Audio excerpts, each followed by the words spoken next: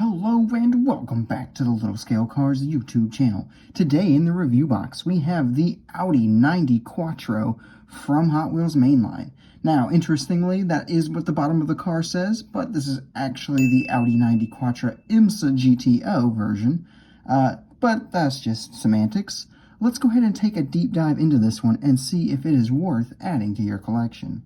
So let's get started with our casting. So first and foremost, we'll just take a quick look at our proportions here, and we will see that while being a little thick in certain spots, as to be mostly expected with a Hot Wheel, it is pretty spot on. We will go ahead and put the real car up in the top right hand corner there, and what I can just say is that this casting is done really well. Like, just the attention to detail and everything is super nice. So these vents up here, casted in. This exhaust on the side, casted in. These mirrors, including the weird, like, pillar mirror thingy-mabob thing, casted in. Vents on both sides, casted in. I mean, the asymmetrical differences, all casted in. Even on here on the back here, we've got the little nub back here. Up front here, this little piece of, like, vent, because this was a solid piece on the real car, but this had a little air intake thing. That's casted in. The actual intakes here are a piece of the interior, and they're inside down there. That looks fantastic. The interior window piece here is very nice. It does go through the entire car, so if you wanted to, you could shish kebab your car like so. That does bring us around to the other side, where we do have a window net piece here, and then this back window even has the kind of like air scoop thing that the real life car had. So just the casting itself is phenomenal. The wing is supposed to be like a two-piece wing. Now again, you're not going to get like Hot Wheels, you're not going to get like mini GT or tarmac work level from Hot Wheels there, because they have to sell this in the toy aisle for kids, so they can't have that be too fragile. So for what it is, it does look pretty good there. Moving on to the kind of top of the car here, these vents are casted in and look great. They even have the little centerpiece. On the roof section here, you have the two little antennas there. Just amazing.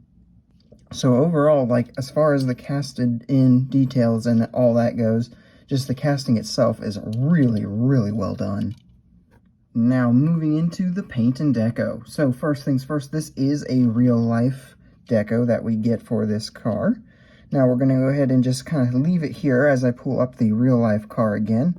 And we can see that this is extraordinarily close to the real life car. So we do get kind of all these little bits here. I'm going to pull up multiple pictures because a lot of these little decals and spots are in the same spot that they are on the real car.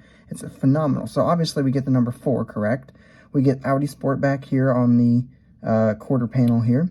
We do have Goodyear here. It's not in the exact right spot, but I mean, it's still there. We've got a couple other sponsors that maybe aren't quite so accurate, but we do get Audi Quattro. We get sponsors where sponsors should be, even if they are not necessarily the correct sponsors, which is very much appreciated. We even get the little GT logo where it should be. Moving up front, we'll bring up the up front of the car. We'll see again that we just have these kind of Goodyear on here. We even have the Audi Quattro there. And I mean, just the deco, while not being perfect because they can only do so much with the tampos, like the red should extend up here over top of the wing, and these stripes should all kind of come up to meet the windows at least. But for it being a mainline release, that is very nice. And once again, the attention to detail is quite shocking to see from a mainline. For our details category, so this is going to be mostly the details that we didn't cover in the casting or paint and deco section. So we do have an Audi logo up front. This again is just kind of a black bar. These were kind of like, they're similar to headlights. I don't think they're actually functional as headlights on the real life car, but they are here tampoed on and looking fantastic. And that is actually kind of where this car does stall out, because if we come into the back here, we'll see we do not get any kind of taillights or anything like that done, which a bit of a bummer, but for a mainline, you kind of expect and you know that you're not going to get tampo work somewhere. And honestly, if I have to get missed somewhere, the rear is where I would like it to be missed anyway, so it is what it is. But a few things that we did not talk about yet is we do have kind of a texturized top to the front windshield here, which is nice. And we do get a windshield wiper here as well. So just overall looking fantastic. Our wheels are actually, while the shape of the wheels are not super accurate to the real life car, they are probably about the closest Hot Wheels wheel that we do have. And then they were painted white just like the real life car. So again, I'm pretty impressed with that. This being a Hot Wheels mainline, it does roll, obviously. It rolls very smoothly. I went ahead and put it on the scale, and it came in at 36.47 grams. So at 36.5-ish grams, it should be pretty good on a track as well. For our pros and cons, the first big pro that I'm going to get into is the casting itself. So I mentioned, like, just the attention to detail with the casting, like the exhaust where it should be, these little weird things going on with the mirrors. I mean, even so much just to put in little nubs for the antennas. Even the interior looks fantastic. It's just great. The wideness of the casting too. Just this is, hang on a second, while I bring in like the Lotus Avaya, for example, which is a pretty wide casting, you can see that it makes the Avaya look kind of thin. I mean, this is a very wide casting for a mainline, for Hot Wheels in general, and it just, wow. The other big pro is this is a mainline, so it's about $1.25, and you get borderline premium level of accuracy on the deco.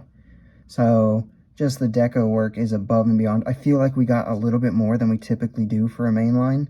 Like this front end, I am a little surprised is there, especially since we got a 4 up top. But yeah, just fantastic deco. For our cons, I struggle to even really call this one a con. I will say check your tampo work. I won't put this as the cons just because there is a little bit of smudging on this particular one. And it's very easily that there could be pieces like just misaligned or something like that. So before you buy, check your tampos. And then the thing that I would consider to possibly be a con is the lack of rear detailing, like just the lack of any tampo work on the back here at all. It is a little distracting, it's a little bit ugly, but again, it's kind of expected on a mainline, so I'm not super bummed about it, but I will consider that to be a con, just so that we can kind of have a con.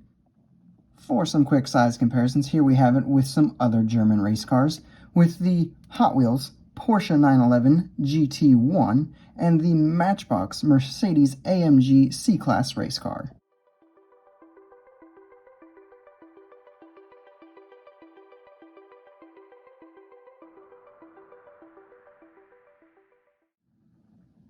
And here we have it next to some more modern Audis with the Matchbox Audi TT RS and the Hot Wheels Premium Audi R8 LMS.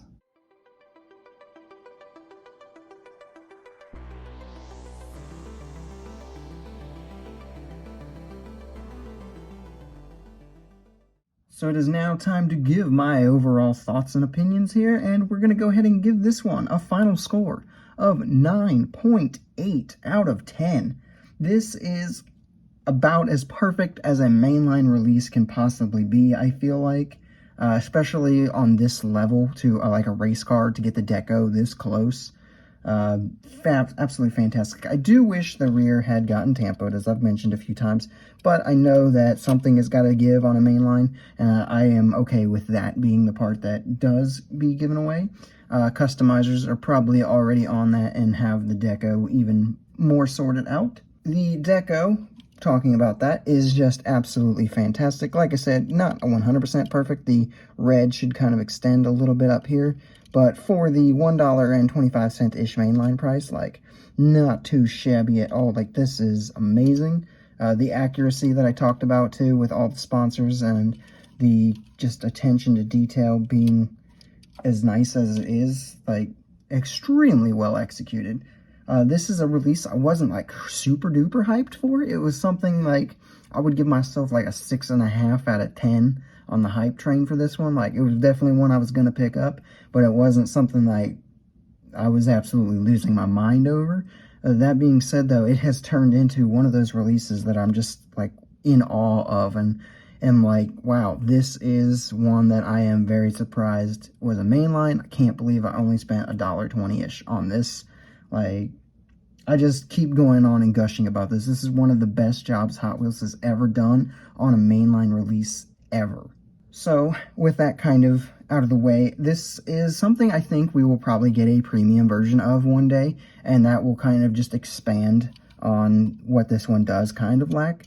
And I will definitely be grabbing that premium version, but I mean, in all honesty, you really don't need to. Like, this is close enough, and I feel like if you're even semi-competent with painting, you can probably fix what needs to be fixed here, and I mean, you pretty much have a premium just minus the real riders and metal chassis. That being said, though, I absolutely, if you haven't been able to tell already, recommend this one for your collection. It is fantastic. And that is going to do it for this video, guys. That is all I have for you. I hope you enjoyed it. If you did, make sure you leave a like, subscribe if you are new, and leave a comment down below telling me what your thoughts are on this particular model, and I will see you in the next video.